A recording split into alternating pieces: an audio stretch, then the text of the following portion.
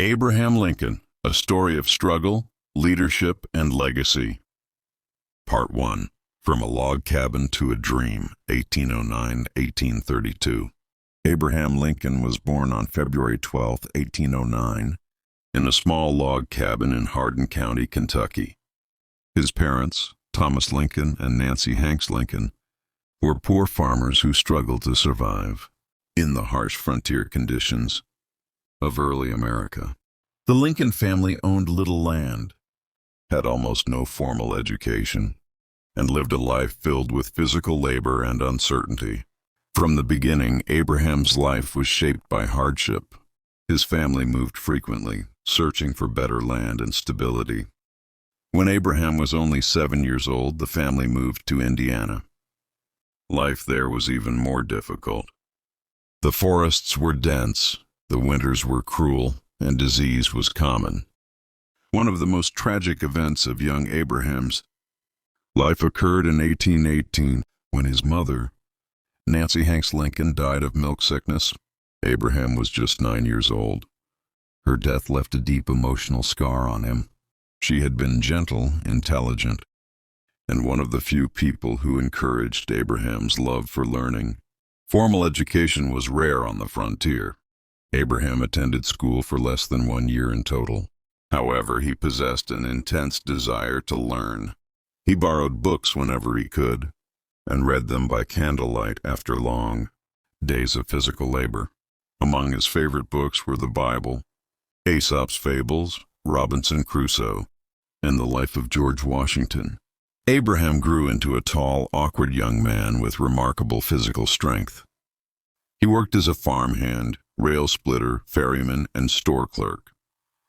Despite his rough appearance, people noticed his honesty, kindness, and sharp wit. This earned him the nickname Honest Abe. In 1830, the Lincoln family moved again, this time to Illinois. Abraham was now a young adult and eager to find his own path. In 1831, he took a job piloting a flatboat down the Mississippi River to New Orleans. There, for the first time, he witnessed the brutal reality of slavery. The sight of enslaved men and women being bought and sold left a lasting impression on him and planted the seeds of his future beliefs. By 1832, Abraham Lincoln had begun to dream of a life beyond manual labor. He believed deeply in self-improvement and democracy. That same year, he volunteered to serve in the Black Hawk War. Though he never saw combat, he was elected captain by his fellow soldiers, his first taste of leadership. This was the end of Lincoln's childhood and the beginning of his journey into public life. Part 2. The Making of a Leader, 1832-1858. After the Black Hawk War, Abraham Lincoln returned to Illinois with renewed confidence. He decided to enter politics and ran for the Illinois state legislature in 1832. He lost the election, but the experience taught him valuable lessons about public speaking and connecting with ordinary people. Lincoln did not give up. He worked as a postmaster and later as a surveyor while continuing his self-education. Determined to become a lawyer, he studied law independently, reading borrowed legal books late into the night. In 1836, he passed the bar exam and became a licensed attorney. As a lawyer, Lincoln traveled the Illinois circuit, riding from town to town. He gained a reputation for fairness, logic, and compassion. He often refused to take cases he believed were unjust and was known for his ability to explain complex ideas in simple language. In 1834, Lincoln was elected to the Illinois state legislature.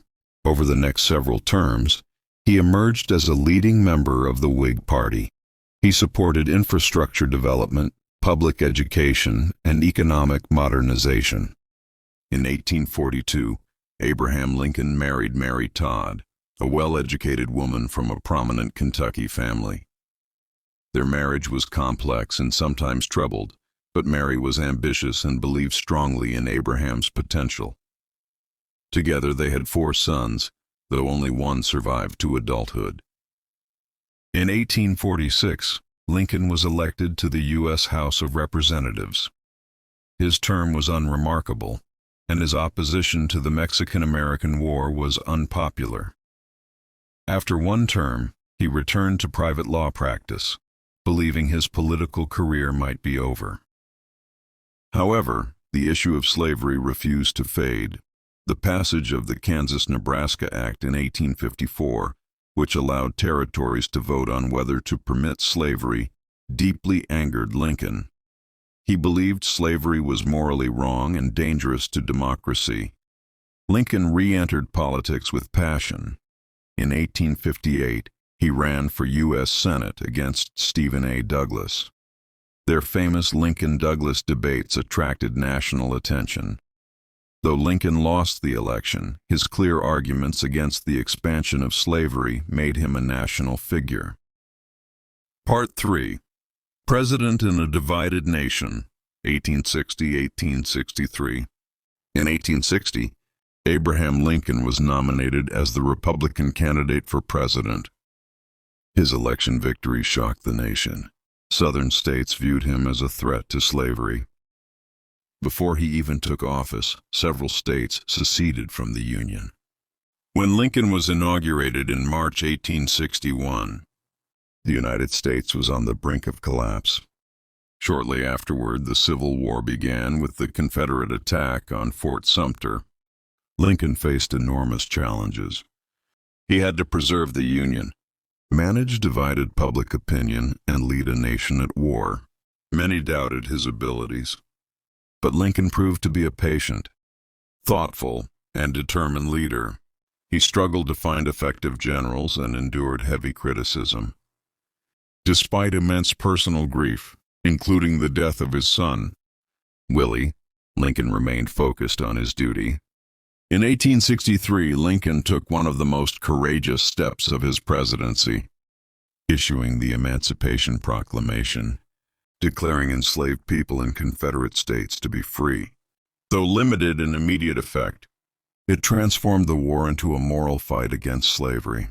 Later that year, Lincoln delivered the Gettysburg Address, a short but powerful speech redefining the purpose of the nation and honoring those who had died for freedom and equality.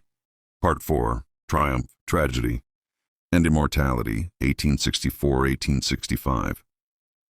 In 1864, Lincoln was re-elected president despite ongoing war. His leadership had earned trust, though the nation remained weary. As Union forces advanced, Lincoln spoke often of reconciliation rather than revenge.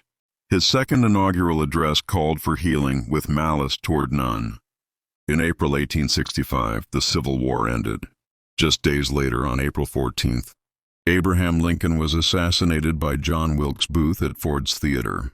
The nation mourned deeply. Lincoln had preserved the Union and ended slavery, but he did not live to see the full rebuilding of the country.